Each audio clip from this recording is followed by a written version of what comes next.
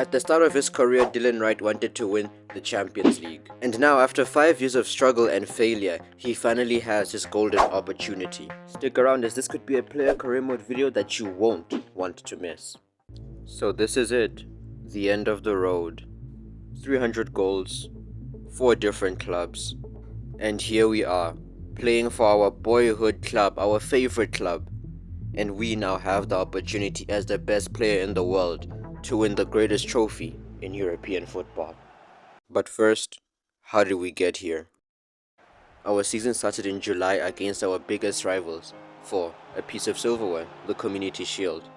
And all things considered, it was an entertaining match for the fans and even more dramatic for the players involved. Man City did not hold their punches, but neither did we, showcasing to the world why we could probably be the best player in world football right now, as well as showing them why we probably deserve the Ballon d'Or.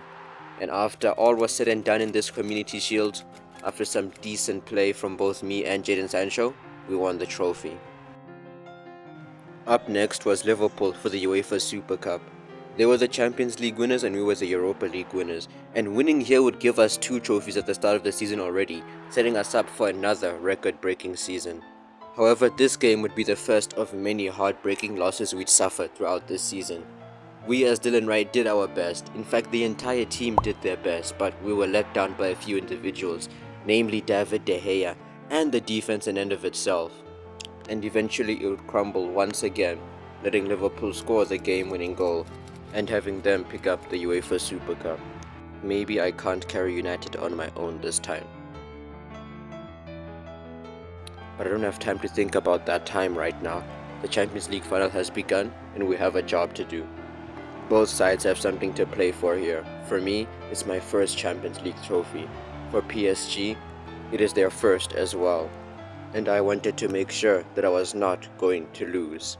However, much like this season, we'd start things off on the back foot, with PSG being the ones to open the scoring due to a mistake in the back. But like I said, I'm not losing this game. So we push on, we kick the ball off once more. PSG continue their attacks. In fact, they bombard us with attack after attack, Mbappe being a tricky one to deal with, but thankfully the defense was able to hold on for a bit of time, making sure that no other goal went through our posts. And soon enough, me and Anderson linked up, and just like that, the equalizer was scored. As I celebrated with a smile on my face, I thought of something. I thought of the time when we turned our bad form around. Wolves would be the first opponent of our Premier League season, and this is where things would change. We as Dylan Wright continued to put on a good performance, scoring a goal for ourselves, but Wolves would come back and take advantage of our poor defense. Despite losing 2-1, this would be a turning point. Dylan Wright put on his leadership cap and he told the defense to tighten up, and that's exactly what they did heading into our first group stage game against Borussia Dortmund. Now our defense was still leaking chances, but not as much as they did in the games against Liverpool and Wolves.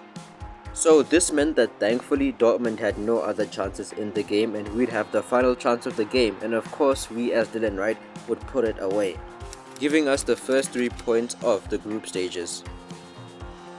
And then our next Champions League game would be played in the Netherlands, where Dylan Wright gets the only chance of the game and scores an absolute banger. Now our good run of form was also spreading into the Premier League. And up against Arsenal, we'd show a dominant performance, and we even almost scored a free kick. But thankfully we were able to keep the possession going, as after the ball hit the post, we got ourselves one more shot, and this time we made sure that it went in. And then a few weeks later we'd find out that we would get nominated for the Ballon d'Or. And when all was said and done, the fans chose Dylan Wright to be 2026's Player of the Year. Last season truly was amazing, but I must admit that this season, we as Manchester United were not at our best. But once again, we have to focus on the task at hand. We've shown that we can go through adversity, and we have shown that we can turn tough times into good times, and we'd have to do exactly that in this game, but PSG is definitely not going to make it easy. But then again, we've never been one to shy away from a challenge. And much like us midway through the season, PSG had a strong and solid defense, making it very difficult to break through. And eventually, on the counter-attack, we got a golden opportunity Donnarumma makes a mistake. He doesn't collect the ball. We take the shot. But then PSG pulls off an unreal goal line block to keep this game 1-1. But I should have scored. I should have taken a better shot. I should have turned just that little bit more. I got a second chance though, and this one has to go in. Well, I've scored so many of these before. It's practically become muscle memory to me. I don't even think in this situation. I just score. But this time, it feels different.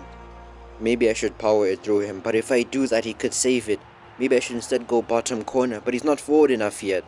But as quick as these thoughts came, they quickly left. And I made my decision.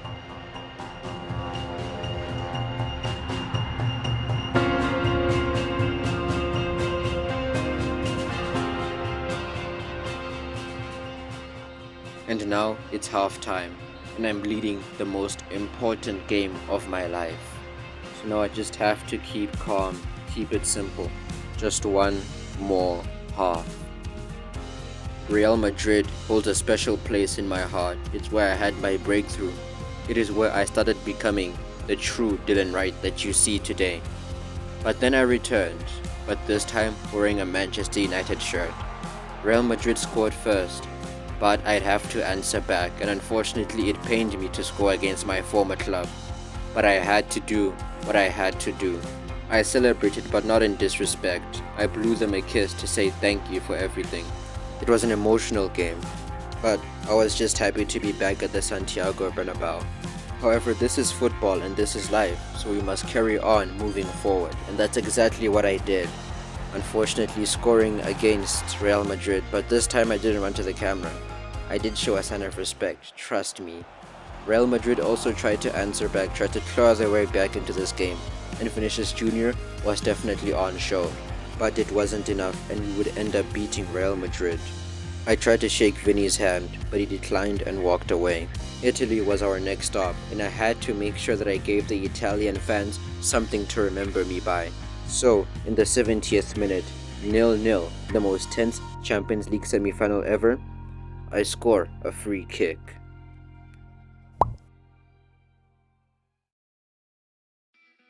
We headed back to England with a 1-goal advantage, and we knew it wasn't over, and so did Dusan Vlahovic by scoring a penalty in the 88th minute to push this game into penalties. But this time, I was not willing to lose to the penalty shootout once more. I wasn't willing to have my Champions League journey end here. So I made sure that my teammates heard me when I told them that no matter what happens, we are going to the Champions League final. And hey, it worked, especially on David De Gea, a goalkeeper who's been on poor form this season. It's definitely not the De Gea that we're all used to. He did say that he was going to retire soon. But yeah, he listened to me, he saw my eyes, he saw how serious I was about winning this Champions League trophy. He saw how serious we all were about winning it, so he stepped up to the plate. He faced Zaniolo straight in the eyes, and he saved his penalty, giving us that golden ticket into the Champions League final. It was not easy for De Gea, especially not this season. So seeing him do that really did make me believe that this year was our year. Maybe not in the Premier League, maybe not in the Carabao Cup, but definitely in the FA Cup and the Champions League. And speaking of the FA Cup, I had to make sure that there was no drama. We needed to save the energy. So we went in, got the trophy, and got out. But you and I both know that I don't care about the FA Cup. So now it's time to grab what really matters. So we went out there once more for the second half, and we were not going to play scared. In fact, we played with more venom, with more offensive power, risking it all in the defense, but it didn't matter too much since PSG could not get out of their half, and eventually the pressure told, and I got myself a Champions League final hat-trick. PSG still continued to put up a fight, but time was running out, and we both knew that with our defense on their type of form, with David De Gea determined to make sure that we don't lose this game, we all knew that PSG were not going to get anything else out of this game. Then I gave Carvalho the dream pass, and he did the rest. And now, it's finally over.